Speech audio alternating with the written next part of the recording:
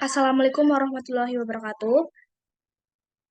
Kami dari kelompok 9 izin untuk mempresentasikan tentang lintas budaya dan perilaku konsumen. Sebelumnya, saya ucapkan terima kasih kepada Bu Herni yang telah memberi kesempatan kelompok 9 untuk presentasi. Dan perkenalkan, kami dari kelompok 9, saya sendiri Nurul Hasanah dengan NIM 313. Kemudian ada rekan saya Alif Akmalul Basor dengan NIM 303. Kemudian ada Falsafatul Yuri Aziza dengan NIM 309.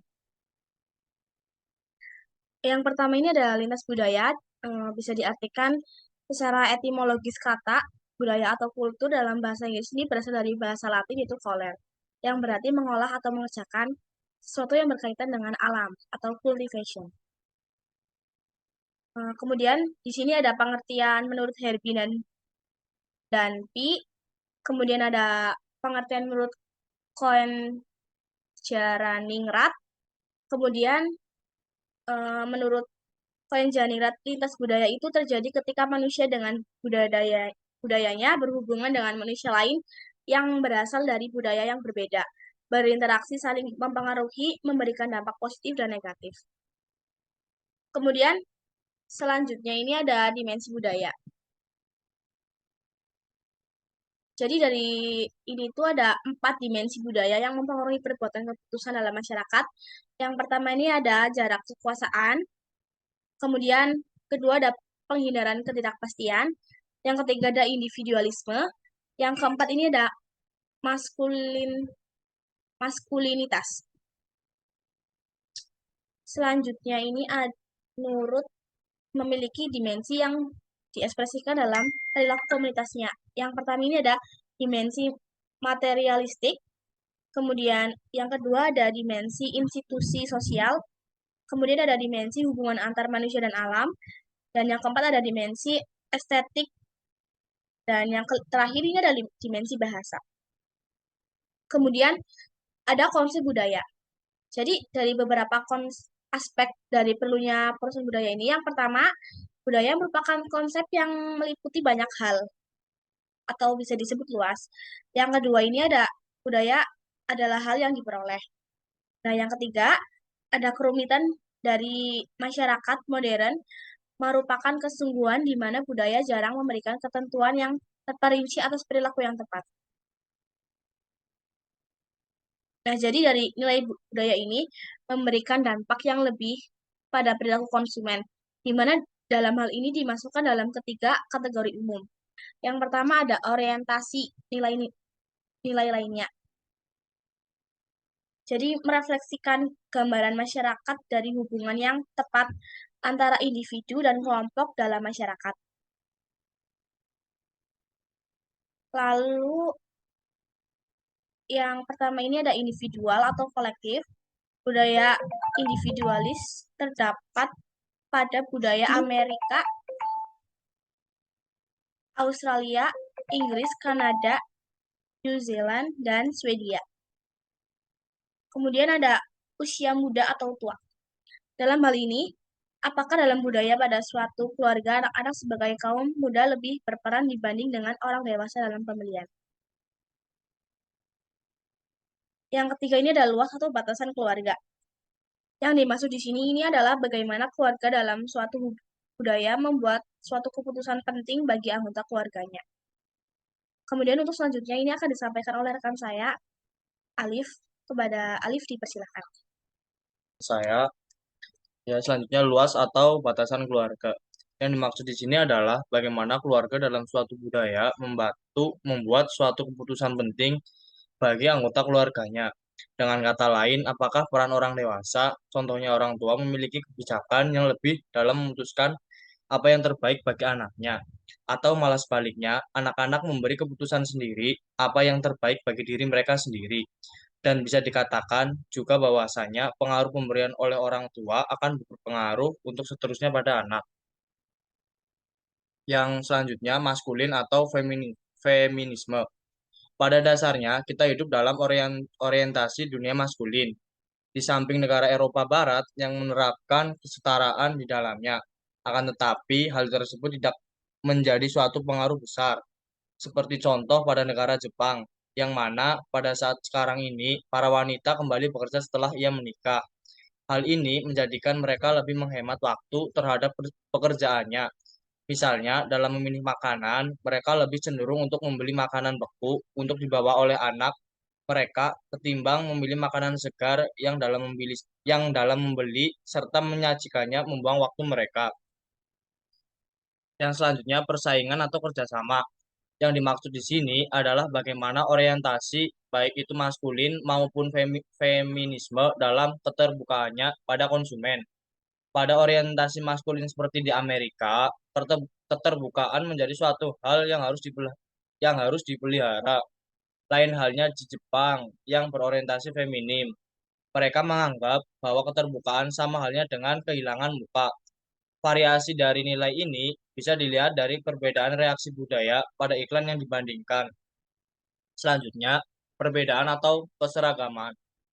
Budaya dengan nilai yang berbeda tidak hanya akan menerima aturan yang berbagai macam dari perilaku pribadi dan sikap, tetapi juga menjadi variasi dalam bentuk makanan, pakaian, dan produk lain, serta pelayanannya. Dibandingkan dengan masyarakat yang memiliki keseragaman nilai, di mana mereka tidak menyukai serta menerima bermacam aturan dari rasa dan produk pilihan.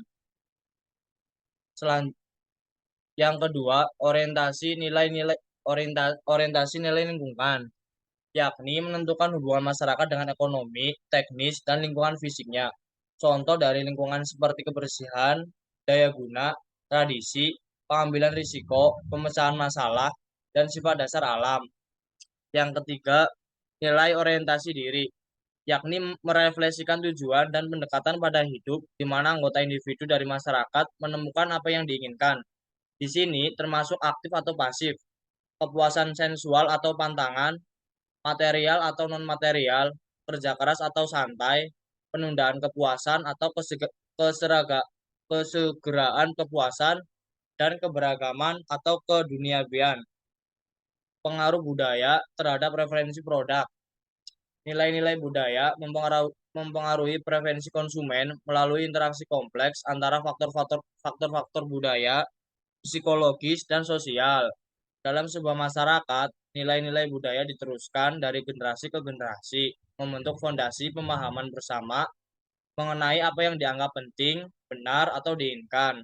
Pemahaman mendalam tentang nilai-nilai budaya ini membantu perusahaan merancang strategi pemasaran yang lebih efektif, mengakomodasikan preferensi konsumen konsumen lokal, dan membantu hubungan yang lebih baik dengan pasar yang beragam. Kesuksesan kopi kapal api contohnya. Kopi kapal api adalah merek kopi yang hingga saat ini masih menjadi top of mind peminum kopi di Indonesia. Merek yang dikenal masyarakat Indonesia sejak 1927 itu meraih penghargaan Indonesia Best Brand Award ke-14 kalinya pada tahun 2015. Konsisten dalam rasa, aroma, serta inovasi produk menjadi praktif adalah salah satu syarat memenangkan hati konsumen. Inilah kunci sukses kapal api yang sudah bertahun-tahun menjadi pemimpin pasar roas dan ground coffee, kopi tubruk di Malaysia dan sudah eksis di lebih 20 negara. Dengan semakin banyaknya pemain lokal, baik baik yang bermerek maupun tidak, kata Paulus, strategi yang tepat adalah strategi pemasaran yang komprehensif, sehingga konsumen mendapat value dari setiap produk yang ditawarkan melalui berbagai macam aktivitas pemasaran hingga pemerataan distribusi. Kegagalannya, Pepsi AM, produk minuman cola ini pernah cukup digemari di Indonesia, tetapi tak lagi beredar karena satu dan lain hal. Dikutip dari berbagai sumber, diketahui bahwa semua produk minuman dari PepsiCo berhenti dijual di Indonesia mulai 10 Oktober 2019. Penyebabnya adalah masa kontrak antara PepsiCo Inc. dan PT Anugrah Indofood Barokah Makmur AIBM telah habis pada tanggal tersebut. AIBM merupakan perusahaan yang kala itu memiliki izin memproduksi, menjual, dan mendistribusikan produk PepsiCo di Indonesia. Selanjutnya akan dilanjutkan oleh rekan saya yaitu Falsafatul Yuri Aziza. Kemudian budaya global. Isu penting yang dihadapi oleh pemasar adalah perluasan pada salah satu atau lebih pada budaya global konsumen atau bangsa yang tergabung. Ada kesan yang memberikan keterangan bahwa ada pergerakan yang sungguh-sungguh dalam arah ini. Budaya memiliki serta memberikan perangkat dari simbol hubungan konsumsi dengan pengertian umum dan sifat di antaranya anggota. Satu di antaranya maksud budaya global adalah bahwasanya porsi dari budaya lokal menggambarkan diri mereka sendiri sebagai kosmopolitan, berpengetahuan banyak dan modern. Selanjutnya budaya lokal. Isu penting yang dihadapi oleh pemasar adalah perluasan pada salah satu atau lebih pada budaya global konsumen atau bangsa yang tergabung. Ada kesan yang memberikan keterangan bahwa ada pergerakan yang sungguh-sungguh dalam arah ini. Budaya memiliki serta memberikan perangkat dari simbol hubungan konsumsi dengan pengertian umum dan sifat di antaranya anggota. Satu di antaranya maksud budaya global adalah bahwasanya porsi dari budaya lokal menggambarkan diri mereka sendiri sebagai kosmopolitan, berpengetahuan banyak dan modern. Perilaku budaya terhadap perilaku konsumen. Produk dan jasa memainkan peranan yang sangat penting dalam mempengaruhi budaya. Karena produk mampu membawa pesan makna budaya akan dipindahkan ke produk dan jasa. Dan produk kemudian dipindahkan ke konsumen dalam bentuk pemilikan produk, possession ritual, pertukaran atau exchange ritual, pemakaian, grooming ritual, dan pembuangan, divestment ritual. Satu, pengaruh budaya terhadap pemaknaan sebuah produk. Budaya menuntun individu dan masyarakat dalam upaya pemenuhan kebutuhan maupun keinginan terhadap barang dan jasa. Tuntunan budaya tersebut dapat berupa nilai ataupun norma.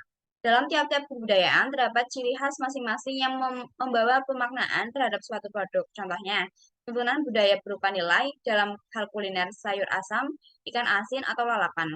Orang yang orang akan memaknai produk tersebut kulinernya orang Sunda. Tuntunan budaya berupa norma. Labelisasi halal pada setiap produk yang dapat dikonsumsi oleh umat Islam yang dikeluarkan oleh Majelis Ulama Indonesia. Dua, pengaruh budaya terhadap pengambilan keputusan individu. Individu dalam pengambilan keputusan untuk berkonsumsi tidak dapat dipisahkan dari pengaruh budaya. Di antaranya dipengaruh nilai dan norma.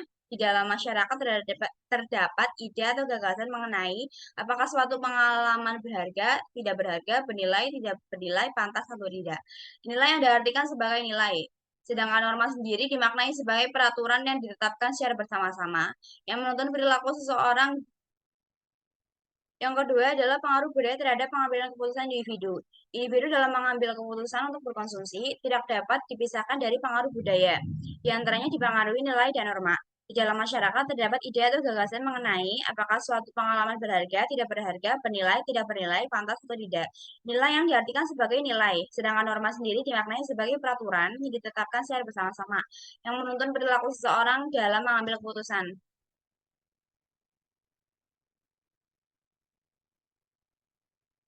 Yang ketiga, pengaruh budaya yang berupa tradisi. Tradisi adalah aktivitas yang bersifat simbolis, yang merupakan serangkaian langkah-langkah atau berbagai perilaku yang muncul dalam rangkaian yang pasti dan berulang-ulang. Tradisi yang disampaikan selama kehidupan manusia dari lahir hingga mati. Hal ini bisa jadi bersifat umum. Hal yang penting dari tradisi ini untuk para pemasar adalah fakta bahwa tradisi cenderung masih berpengaruh terhadap masyarakat yang menganutnya. Misalnya, yaitu Natal yang selalu berhubungan dengan pohon cemara. Yang keempat, pengaruh budaya dapat memuaskan kebutuhan. Budaya yang ada di masyarakat dapat memuaskan kebutuhan masyarakat. Budaya dalam suatu produk yang memberikan petunjuk dan pedoman dalam menyelesaikan masalah dengan menyediakan metode coba dan buktikan. Dalam memuaskan kebutuhan fisiologis, personal, dan sosial. Misalnya, dengan adanya budaya yang memberikan peraturan dan standar mengenai kapan waktu kita makan dan apa yang harus dimakan tiap waktu seseorang pada waktu makan. Yang kelima adalah pengaruh budaya yang tidak disadari. Dengan adanya kebudayaan, perilaku konsumen mengalami perubahan. Yang memahami beberapa bentuk budaya dari masyarakat dapat membantu pemasar dalam memprediksi penerimaan konsumen terhadap suatu produk. Yang terakhir adalah perilaku konsumen lintas budaya atau cross-cultural consumer behavior. Memahami tingkah laku konsumen bagi perusahaan yang memasarkan produk dalam batas-batas suatu negara sudah cukup sulit. Pemasar internasional harus memahami perbedaan dan menyesuaikan produk serta program pemasarannya untuk memenuhi daya dan kebutuhan untuk konsumen dalam berbagai pasar. Perbedaan-perbedaan kultural atau culture difference sangat mempengaruhi perilaku pasar. Supaya berhasil di kancah mancanegara, perusahaan harus memahami kultur negara-negara tujuan dan mempelajari bagaimana mengadaptasinya. Selanjutnya akan dilanjutkan oleh saudara saya Nurul. Siapa banget anjir?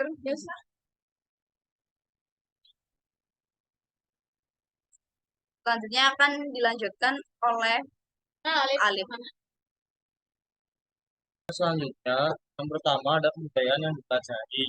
Artinya kebudayaan peroleh setiap orang sepanjang masa melalui keanggotaan mereka di dalam suatu kelompok yang menurunkan kebudayaan dari generasi ke generasi berikutnya. Yang kedua, kebudayaan bersifat mengkait.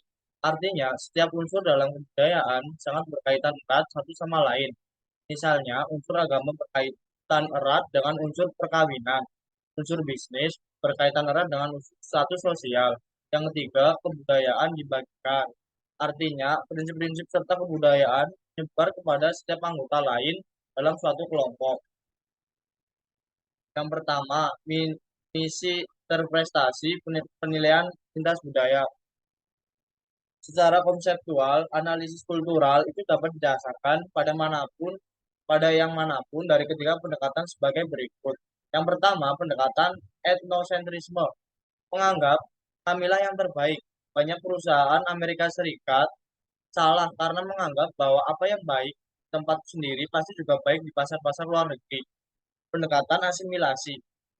Menganggap bahwa Amerika lah wadah percampuran budaya, maka ciri-ciri khas budaya yang tampak di Amerika Serikat adalah yang sudah pasti cocok dimanapun. Yang ketiga, pendekatan keunggulan. Pendekatan keunggulan pandangan tuan rumah. Memberikan perhatian pada keadaan pasar dan menekankan kebijakan-kebijakan yang didasarkan pada ciri khas budaya setempat, budaya tuan rumah.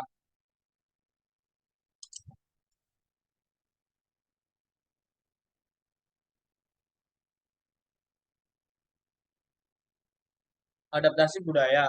Adaptasi budaya atau cultural adaptation mengacu pada penentuan kebijakan bisnis yang sesuai dengan ciri khas budaya suatu masyarakat. Secara esensial, ada tiga lingkup yang tercakup dalam adaptasi bisnis luar negeri: produk, institusi, dan individu. A. Produk dapat dipasarkan ke luar negeri dengan dimodifikasi hingga cocok dengan iklim, spesifikasi elektronik, preferensi warna, dan minat luar negeri. Atau produk itu dirancang ulang sama sekali agak sesuai dengan kebutuhan masyarakat setempat. B. Tingkah laku institusi meliputi adaptasi organisasi dan interaksi-interaksi bisnis untuk mencocokkan dengan perspektif negara setempat. Misalnya, perusahaan Amerika Serikat di Spanyol mengizinkan para pekerjaannya untuk istirahat siang. C. Adaptasi tanggapan individu terhadap situasi negara-negara setempat harus benar-benar bebas dari RSC berdasarkan kriteria sendiri atau self-reference criterion. Adaptasi seperti ini dituntut dalam segala hal, artinya waktu, tingkah laku, sosial, interaksi dalam keluarga, dan lain-lain. Di sini, kesimpulannya, lintas budaya itu terjadi ketika manusia dengan budayanya berhubungan dengan manusia lain yang berasal dari budaya-budaya yang berbeda, berinteraksi, saling mempengaruhi, memberikan dampak positif dan negatif. Faktor budaya memberikan pengaruh paling luas dan dalam perilaku konsumen. Pengiklan harus mengetahui peranan yang dimainkan oleh budaya, subbudaya, dan kelas sosial pembeli. Budaya adalah penyebab paling mendasar dari keinginan dan perilaku seseorang. Dalam melakukan pemasaran yang melintasi batas-batas negara dituntut suatu interaksi dengan orang-orang atau lembaga-lembaga serta organisasi yang dikelola dalam lingkungan kebudayaan yang berbeda.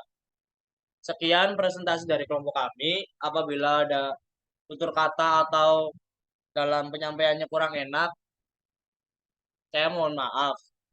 Wassalamualaikum warahmatullahi wabarakatuh.